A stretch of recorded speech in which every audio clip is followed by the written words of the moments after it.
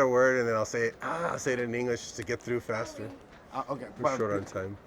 En español te voy a decir, es un gusto volverte a ver. Gracias. Mucho gusto. Thanks, igualmente. Me vi la película Hypnotic. ¿Por qué decidiste? Why you choose making this after Alita? Oh, it was supposed to be made before Alita, for sure. I mean, but after Alita, which was a sci-fi film, which I hadn't done before, kind of gave me even more permission to do something that was outside of my wheelhouse, which wasn't any of the other genres that I've done, which I've done a lot: horror, action, comedy, children's films, sci-fi. And I always wanted to do this Hitchcock thriller because I came up with it 20 years ago.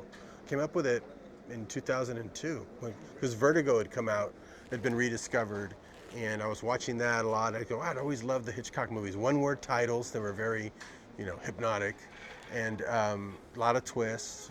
And I started writing it 20 years ago, and I finally finished it just before Alita, and then Alita took over, and then COVID hit, and so finally we got made it. Yeah. And then Mandalorian. Yeah. And then Disney came. Yeah, Mandalorian, and then this now.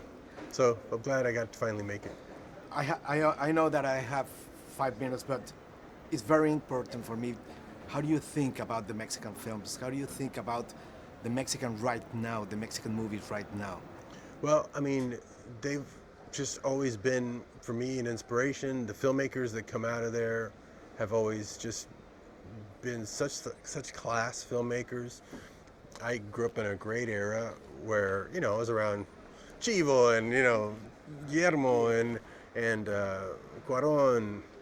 And it's just to hear the studios talk so highly of Mexican filmmakers, because the Latin contingency before that had, for a reason, had a lot of chip on their shoulder a lot of times. So they would be harder to work with, which made it harder for us to get movies made, and not necessarily from Mexico, but from U.S. as well. And I liked that I was part of this new generation where people wanted to work with these filmmakers because of their artistry, and it flipped the script. It made the whole country more accepting of anything that was going to come out of Mexico.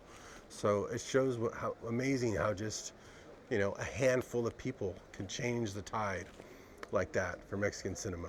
Thank you. So and they got to be filmmakers because of the support they had in Mexico. So that was tremendous. I heard that you are trying to make to bring it to the screen Zorro. Is that true?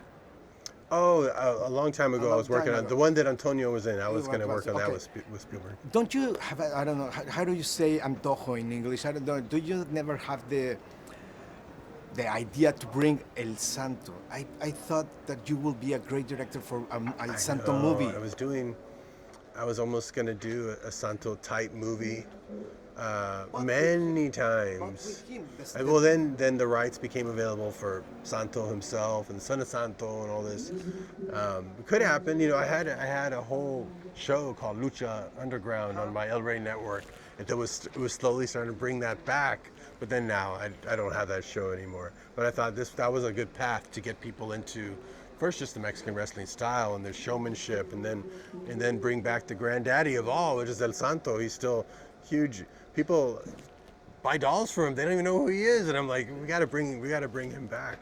I'm a very good friend from the son of the Santo. Son Santo, yeah, you know him. And he's very anxious to work something with you. I don't know if I talked to him or somebody who knew him or something. But yeah. Okay, last question. Since El Mariachi to Hypnotic, tell me one thing that hasn't changed of you as a filmmaker. That always that doesn't change. I know that technology has changed. I don't know, the budget has changed, but there must be something since El Mariachi through Hypnotic that you are still doing the same.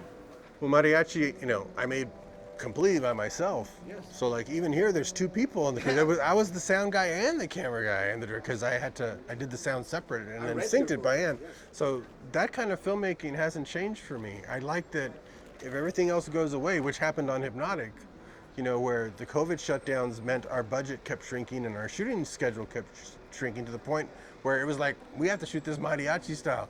I'm taking the camera, I'm doing all the jobs again, I'm doing the lighting, I'm doing all that, and we're gonna have to do all the shortcuts. I'm gonna have to edit in camera a lot. We're gonna have to shoot this with a schedule that was barely twice the schedule of mariachi.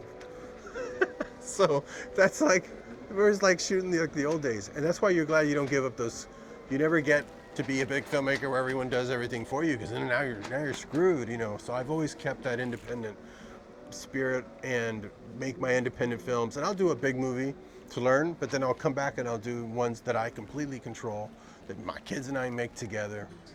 I've made mariachi out of my home. I still make all my movies out of my home, in my own home studio. I still feel like that hasn't changed. I never went to Hollywood. I stayed home and built my film community around me and my film crews. So I tell people, if you want to be a filmmaker, don't go anywhere, stay home.